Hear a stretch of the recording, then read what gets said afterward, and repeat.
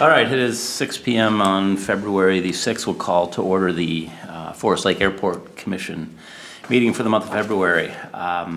First, we'll start with roll call. Mr. Schmidt? Mr. Dahlbeck? Here. Mr. Husnick? Here. Mr. Munson? Here. Mr. Steeler? Here. And John Schmidt, myself, is here. We have a full commission. Thank you. Before we move on to item 2 on the agenda, we should welcome the new Airport Commission members, Kurt Munson and John Schmidt, who has been our acting secretary, and now he'll, I suppose, be still acting secretary and commission member, and Sam Husnick. Yeah, what I told him was that we demoted him and made him a voting member now, so. Thank you. And Sam Husnick is here as well, which raises a question for approval of the meeting minutes from last meeting, since we really don't have a quorum of commission members. It was just... Mr. Chairman, if you don't mind, we discussed this at our city council meeting the other night, and we had a legal opinion on it, and believe it or not, you can vote on it. Oh, we can't vote on approval? Yeah, as long as you read the minutes and you feel that they're appropriate and that kind of thing. I'm There is, glad you guys addressed on a legal basis, according to our attorney who sat right next to me, said that it is legal to vote on it, so you don't have to pass it on. Otherwise, it is an issue, because we had that problem with the council also. Right. We didn't have a quorum, so. Okay. Do we have a motion to approve the minutes from the last meeting? I will make a motion. Mr. Dahlbeck makes a motion to approve the minutes. I will second the motion. Is there any further discussion on the minutes from the last meeting? All in favor, say aye. Aye? Aye. Aye. Any opposed? Any abstaining? I'm not able to vote yet because I don't have my ID into Brenda yet. Yeah, you can. You're a voting member. Approved. Okay. There we go. Minutes are approved from last meeting. Item 3 on the agenda, Bolton and Mink. Silas Parmar is here with his report. Well, thank you, Mr. Steeler. Thanks again for the time. For the new members, Mr. Schmidt, I've known you for a long time, Mr. Monson. I'm a project manager, civil engineer with Bolton and Mank, contracted to assist the city with the airport. So kind of just help, the commission and Mr. Undum with any questions or comments that you may have in regards to development of the airport. So what I got forth here is kind of a memo to discuss today. Kind of number 1, the approach procedure survey. This has kind of been on the list for a couple months here now, where BMI has submitted information to the FAA to develop GPS procedures for runway 1331. It's quite a lengthy process. It takes anywhere from 2 to 3 years to get into the system, to get the flight checks and what have you. And right now, we haven't heard anything from the FAA. If they need any more information, it's kind of in process on their side, is all the information that I've been able to attain from the local FAA office here. So as I know more, or maybe Mr. Undum will hear more directly from the FAA, we'll keep you guys updated. But be forewarned, it could be a while for that process to move forward.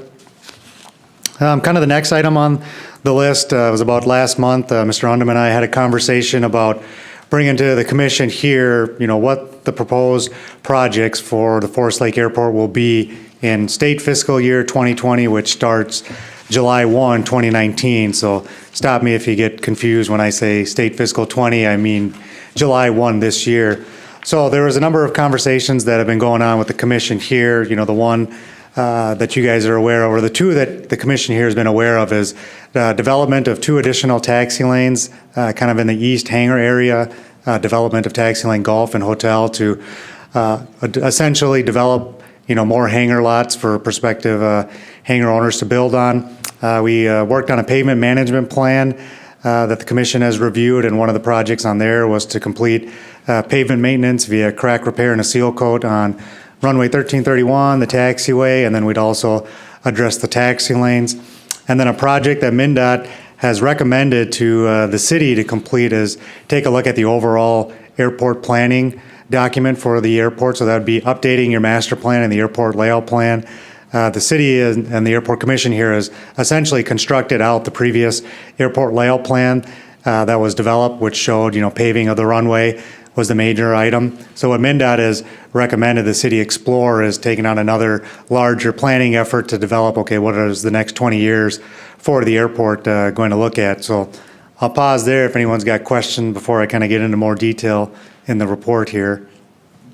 I could just add one thing too. One of the reasons we brought the three kind of as a package deal, we wanted to make sure that by doing one of them, they're not causing the other two not to be feasible. So you didn't want to do the expansion at the expense of the ALP or the ALP at the expense of the expansion or the crack ceiling. It's kind of bring the full package together, bring it to MnDOT, see what they were available, what their appetite for funding it was, and then go forward with the project. So we wanted to make sure that we take a look at all of it kind of as a group versus just focusing just on the one at this point. Right. The question or comment I'd have, Silas, is that I think what you're looking at on the south side, why is that's considered the south side, southeast side there? There possibility 8 or 9 hangars going in there? I think it's a great idea. Correct. But I'd also like to see on the ALP, if we're going to, if we're going to renew that ALP, to look at that section of the airport on the north side also. Correct, and that was a comment that MnDOT has previously provided the city, is saying, okay, what are you planning on the north side? There's currently a T hangar that's there. There was a couple that were removed as part of construction of the runway. And that's why, the MnDOT's comment is, well, we'd like you to look at the next development of the airport. I mean, are you planning on doing a runway extension in the future? Where are you planning on developing, knowing the south side is pretty well developed as it is, where you're kind of running out of space? So kind of the goal here is to present all three projects to the Airport Commission here and kind of determine what the commission thinks is a priority projects, 1, 2, and 3, to then follow up and have a meeting with MnDOT to discuss the CIP.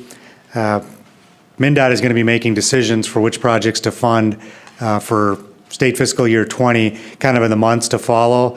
If history is any indicator, last year they announced projects in June before their July fiscal year turn, so cities have time to say, okay, we're going to take the grant and we'll move forward on the project. So I just want to provide you guys some background details on each project and kind of begin a discussion. So if possible, to determine the commission's thoughts on a priority, we can take that to MnDOT in a meeting and see what their appetite for funding is.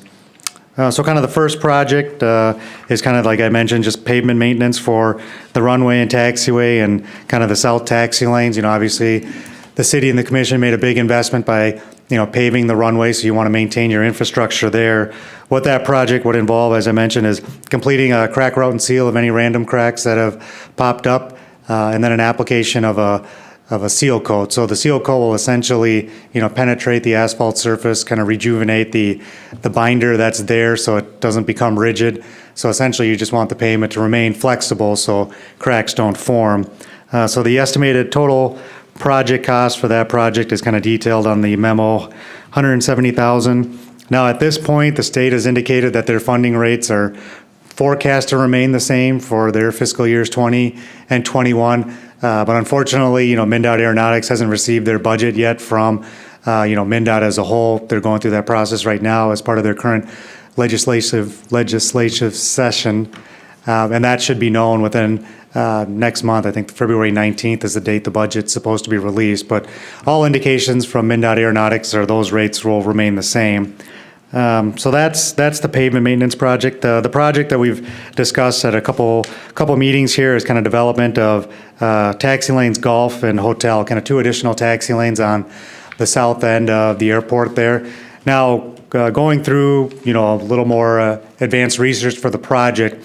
Initially, we had talked about development of 11 lots there, but however, reviewing Rice Creek Watershed District requirements, they have a 50-foot setback from any wetlands for development, kind of as a buffering area. So because of that setback requirement, we had to cut the number of lots down to 9.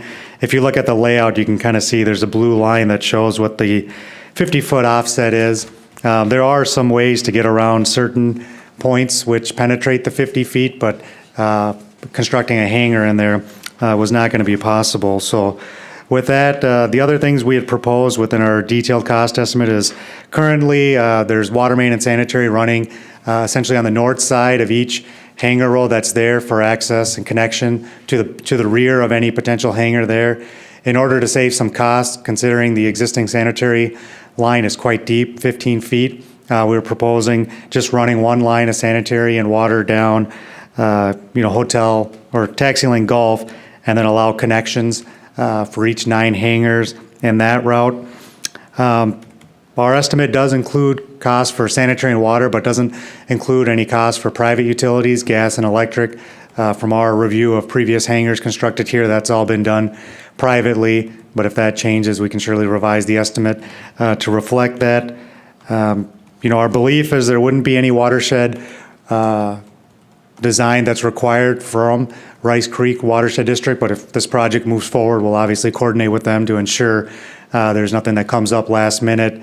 Has been some of the problems that occurred with some previous projects there. And then we'd have to discuss the project with MnDOT.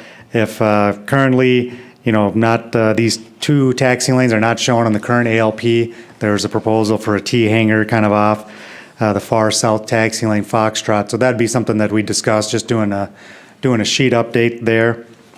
And then one of the other ideas that's kind of come up is, in order to save a little more cost, would the commission here be okay with one row of hangars having north-facing doors? Obviously, it's not ideal for wintertime with most all the other hangars here having south, but that's one way to kind of remove the furthest south taxi lane hotel. If costs become a concern for MnDOT or the city, that's a way to save some costs. So something to think about. Obviously, we don't need the decision now, but that might be something if MnDOT comes back with less funds available, that could be a way to save some cost. So, the total estimated cost for that project is $485,000 with state share $437,000 and then the local share just under $49,000. So I'll pause there with if anyone's got questions about that particular project. Could it be You know, possible? Silas, Go ahead. Go ahead. Silas, on the prior project, all other hangars, the electrical was in, and so was the gas run to all, down the taxi lanes, but each hangar owner had to tap into that. Okay, so there is gas line and electric lines that are ran down each taxi lane? Right. Okay. Yeah, I looked at some as-built plans, I think from 2007, when the sanitary and water were ran. That did not include any gas or electric, but I'll see if I can find some other documents that reflect I wonder if the that. utility company paid for that. They oftentimes will run gas into a development and that sort of thing, and then, and of course, each individual hooks up to it and that kind of thing. I just wonder if we can get that done through the utility company. I can talk with would it be Excel here with the gas and, Well, one's Excel and the other one's Connexus, so. yeah. I can follow up with both of those and see if that was the case for the current hangars that are there. My experience is those are private utilities that the utility companies get involved with. So let me follow up with those two and see if that's the case for if this project moves forward as well. Is there any possibility of having a south-facing hangar without a taxiway, just out on grass? If the city and the commission were okay with just doing a turf taxi lane that direction, that's surely an option. I think definitely there needs to be an access road on the backside, or be the north side, at the end of those taxiways. We explored putting in the access road there, but the concern there is with the 50-foot setback requirement from the wetland. If you did want an access road there, we would have to remove one of the hangar lots. So if you prefer the access road, we can remove kind of between taxi lane Foxtrot and Golf. We can remove the furthest north hangar lot if you desired an access route. Otherwise, it would be, if you're bringing your vehicle, you would just drive down and. I had a conversation with Dan about that this week, went over this whole thing too, and just, to me, it just seemed like it was a better idea not to have it. Just simply because it's, because it's just access to people going into that really don't need to be there. They can still turn around if you had to really get in there. You still got good taxiways, and so, we need to explore all those options, but I understand the issue with the wetland too. Yeah, that's kind of the big one there with, that wetland was constructed back in '07 as part of the development of the utilities and the taxi lanes there. There were some other wetland areas that got filled in, so I think it's like a 3 to 2 ratio. You have to develop wetland area, and that was the site that was chosen for the airport. Can you put this on monitor so we can see what you're talking about? Do you have the ability to do that? I can see if I can. I'm running the minute streaming right now too off this computer, so I'm not sure if I can. Is there a couple, I think, was there a couple of Hand out copies if up they're there? Extras. There's a couple extras there. They're on here? Silas's handout, go to page 3 or 4 there. That's the One, map. 2, 3, it's the fourth page. Fourth page.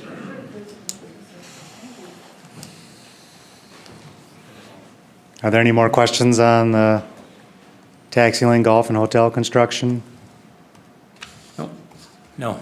Okay, and then kind of as we discussed, kind of the third project to review is kind of doing an overall master plan and airport layout plan update for the airport. I'm not sure if any of the members of the commission here have gone through that process, but it's got quite, it's highly, there's a high level of public involvement with that process. You know, the commission members, the council, any interested members that operate at the airport, because what the purpose of that plan is to develop the next 20 years of the airport. So you want as much public opinion as possible about who wants to develop what, where, how, any runway facilities, extensions, you know, the whole work. So it's about a, 18 to 24 month process to go through that. Periodic meetings held to discuss, next steps, to get more ideas from, the members of the advisory group that's for the planning document.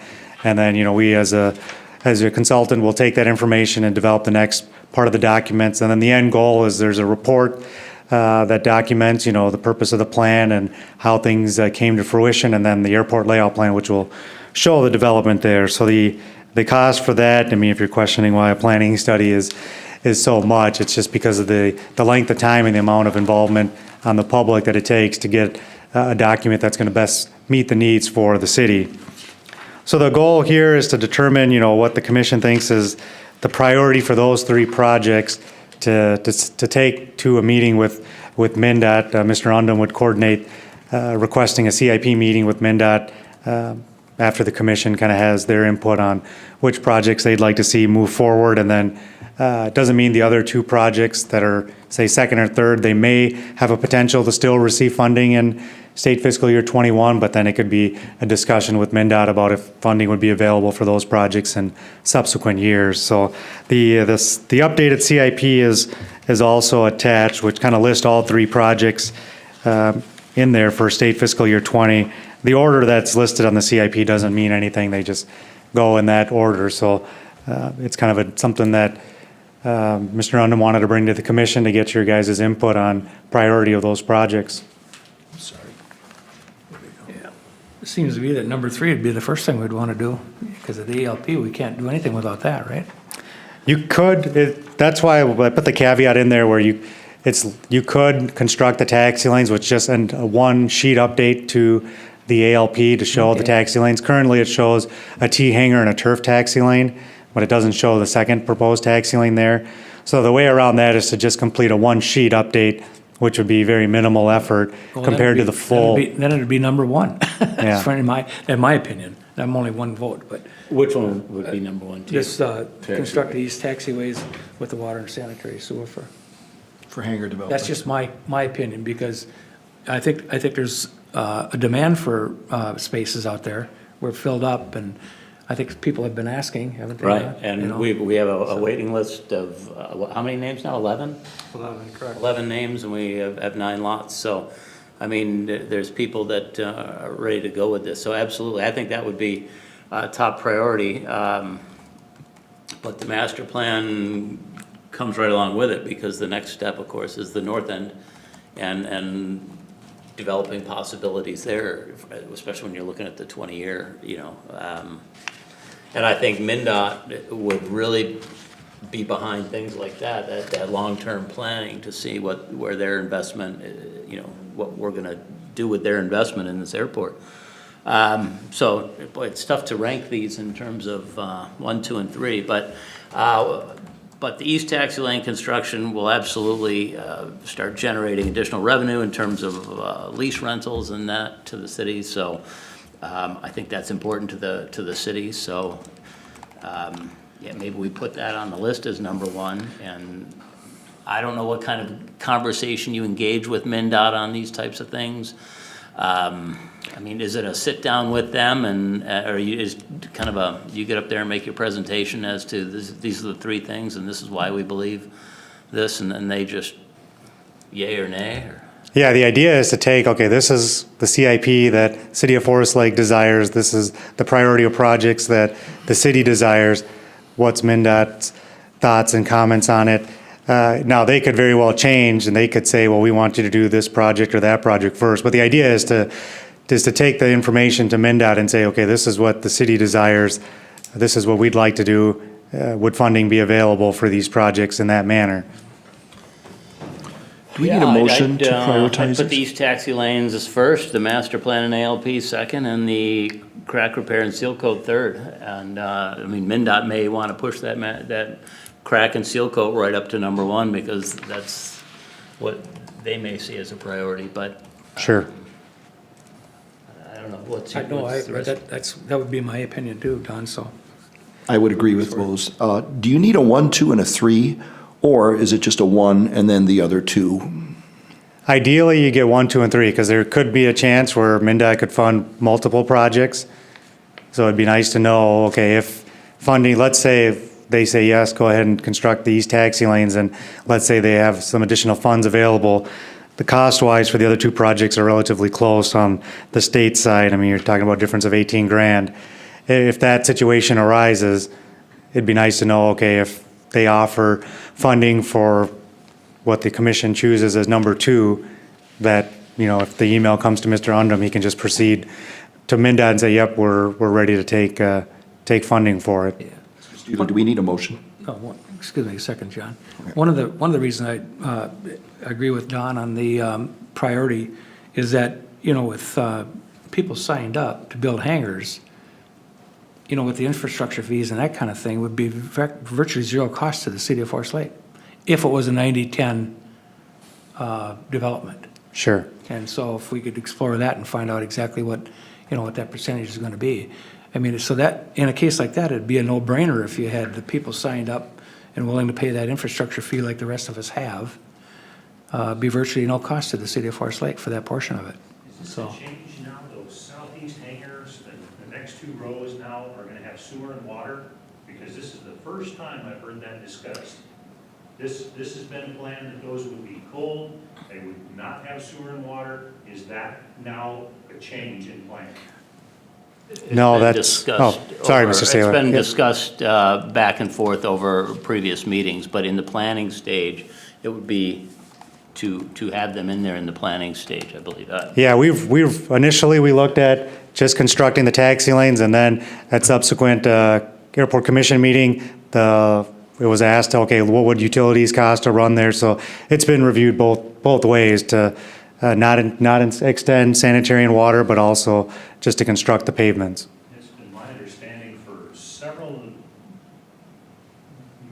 most of the past few meetings, that has been a plan to not have sewer and water, because then you must tie into that if you run it up there, and you must have your $400 a year water.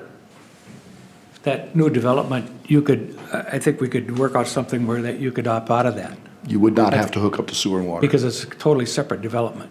That's just my opinion, but it seems to me that we could work something out like that. I think we got this. Because I think most cases, they're gonna want the water and sewer, in most cases. That's, okay, I mean, that's, Planning purposes, we want to plan for them to be there. We don't want, if we plan for them to not be there, and we have 9 hangar owners that want to sign leases, and they all want water and sewer, then we're in a real bind, because now we don't even have it on the plans. But- If we have it on the plans and all 9 new hangar owners say, you know what, I don't want water and sewer, we don't put in water and sewer.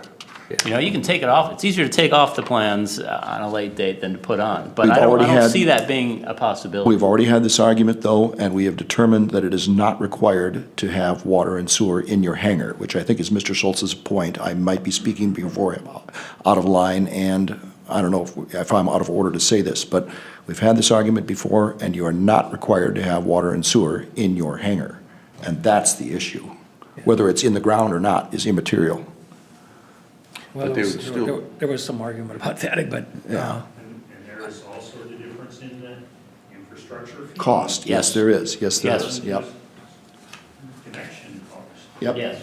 Okay. Yep. Go ahead. Was there a further discuss? I don't think we need a motion to do anything with this because it's not going to council. It's just, Mr. Parmar's taking this and putting it in order. Is it going? Yeah, no, correct. I mean, we're just looking at it to make sure, and one of the reasons, again, we brought these together as a package was that basically, even though that to Councilmember Husnick's point that the expansion, if the infrastructure fee comes back to the city, it is technically cost neutral to the airport fund. There is the possibility that we would have to float that capital out until we get back. I wanted to make sure that if we floated the capital out at 910 funding, we were able to do the other two projects.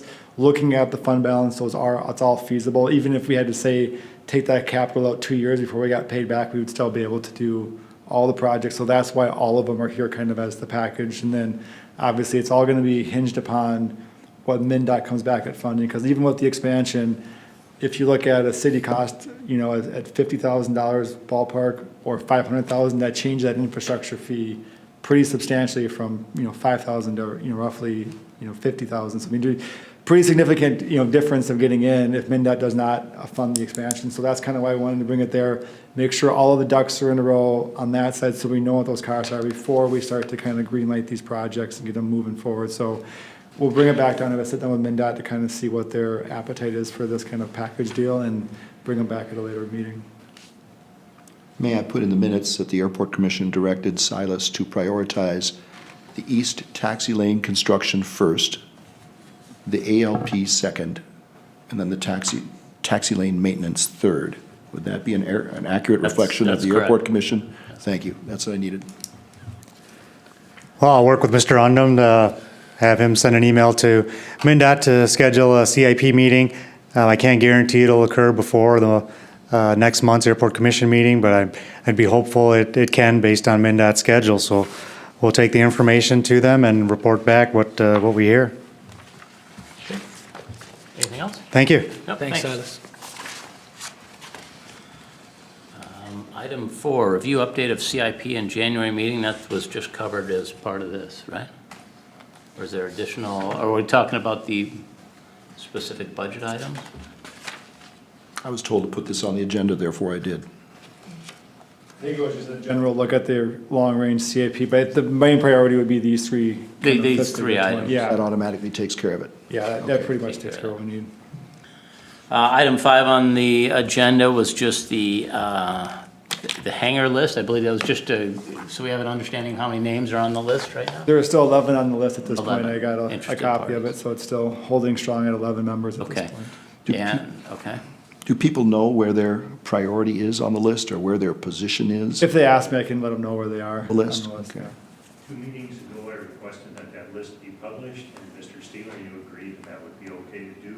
Please put it in the minutes as we agreed to for our next meeting. Are we allowed to publish the names on that list? I'll circle back. I think to that the- was the hangup. I mean, I can let you know where you are on the list, verification on it, but I gotta verify that everybody wants their name listed out. I'll have to verify with data practices side of it on that side, but there are 11 names on the list at this point.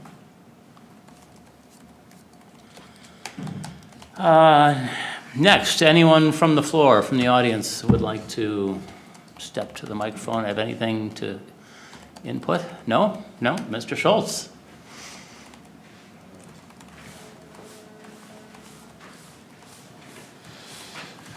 Well, Mr. Munson, I understand you're our new liaison from the Airport Commission? You're No. a member of the No, I'm the liaison. Commission? I'm the city council liaison.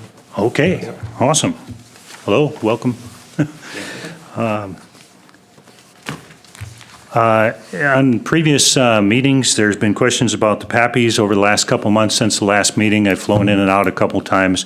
PAPIs still seem to be unreliable to me, particularly 1-3. They seem to be the most unreliable. On your 20-year plan, couple ideas for you. Extend runway 31 overrun on the north end as you're approaching, if you were approaching 1-3 from the north. That's a little bit of a cliff there, so have them pour dirt on the north end of the runway and extend it as an overrun for runway 31. That'd be one thing I'd recommend on the 30-year plan. Another thing, list drying out the median between the primary taxiway and the east side of the runway and the runway itself. That median in there is better for ducks than it is for pilots. Along with that, of course, would be sloping the taxiway and the runway into that median area. Right now, it's been discussed, I think it's too great of a slope. We had a guy try to drown in there a year ago, so good idea to dry it out and change the slope. Let's see.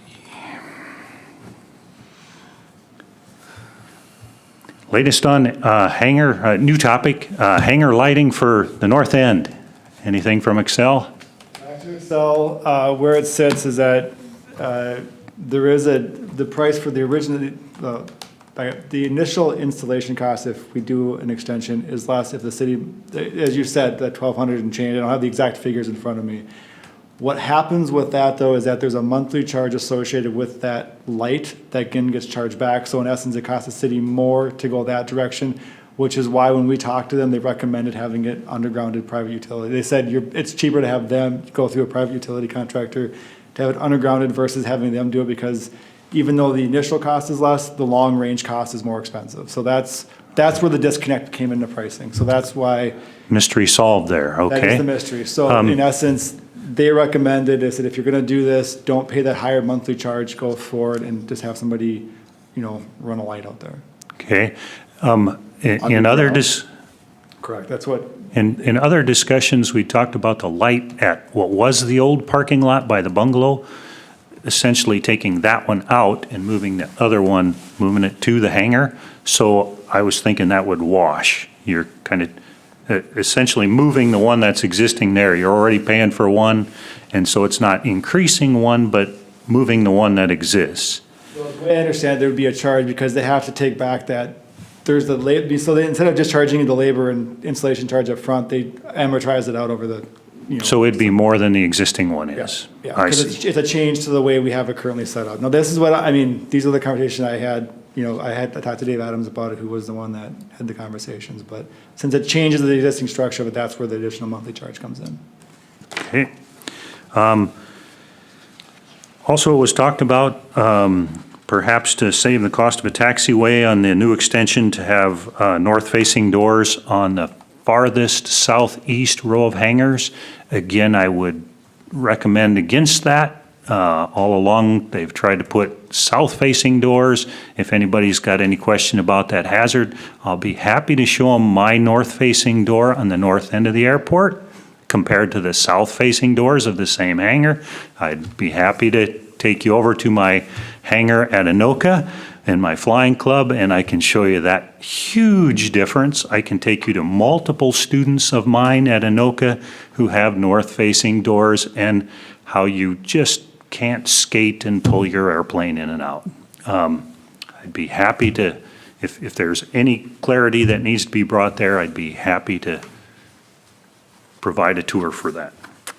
Mr. Schultz, is your name on the list For, for the 9 spots that we're trying to develop? It is, It it's is. supposed to be, so. Would you consider having a south-facing door with a turf access without a taxiway? I'd be hesitant. Okay. Thank you. Yep, Needed to hear that. thanks. Thank you. Anybody else? I've got one thing. Mr. Schmidt?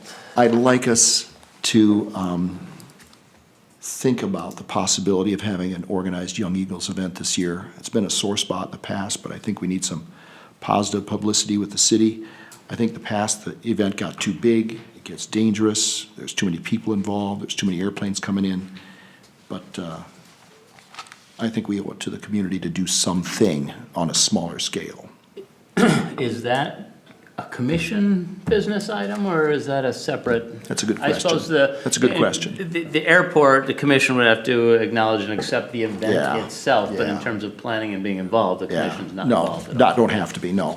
No, it And doesn't. it shouldn't be a it does not have to be. city-sponsored event, and No. it got too big in the past. It was dangerous. It was too big. I think what he's referring to would be if there was an open house kind of thing, we would want to all participate in that kind of thing. But just having a separate Young Eagles thing, that's Yeah. not a commission thing, it's a public airport. and- Right. Anybody can do it. Yeah. and it's done all the time over at Anoka and other places. We gotta And mend if the airport fences did with an the open public. house, we should not do it at the same time as the open Oh, I house, don't just know. because it's Yeah, it's too big. It gets too big, too big. many people, Too many aircraft moving around. Yeah, too many things moving around, so I agree with that. Anybody else have anything to add this evening? Is there a motion to adjourn? I just have a quick Oh, Mr. update. Hondo. For the annual leases for Hangar E, which would be just for the 4 spots being leased out in there, we looked at the leases and there's a little bit of language updates that need to be, or recommended to be made on that. So we're gonna start having just the first level conversation at the council meeting on that, and then we'll bring that back to the airport commission in the next meeting for full feedback, so there can be any, just to make sure that we get everybody's feedback on what those lease changes should be for just for Hangar E, and then we'll get those finalized for the next year, so we make sure everybody has an active lease out in Hangar E at this point. So we just looked at the original version, there was some language in there that just needed some updating, just based on how things have evolved, so we're just starting that process, so that'll be on just as a discussion point for Monday at the council, but then it'll come back to the airport commission for full, kind of a deeper level conversation. Feedback can be presented at that point, and then that'll get packaged up and then get brought back to council for approval. So, Okay. just want everybody to be aware of that. All right, motion to adjourn? Well, one other thing that I might want to discuss is the ice that we've got out there today. Yes, it is pretty bad out there. It is, and I don't know what we can do about it. Well, I think we put in a NOTAM, right, to the FAA to notice. Rick has noted, and we can really only do that. We can't use salt, we can't use chemical, we can't, even sand is a Then mistake. it's already out. Yeah. Yeah. Yeah, so, Airport's effectively the NOTAM expired, and then I think Rick extended it, and he's just gonna continue to extend it until the condition gets better. And Dan, who is gonna be in charge of those NOTAMs? Still gonna be Rick then? Who's gonna be doing that going forward here? To be determined, we're working through that at this point. Yeah. So, the official decision has not been reached at this point, we're having those conversations, but we will get a plan together. Anything else? No? I'll make Motion to adjourn? I'll make a motion to adjourn. Mr. Husnick makes a motion. Is there a second? I'll second it. Second, all in favor? Aye. Meeting adjourned.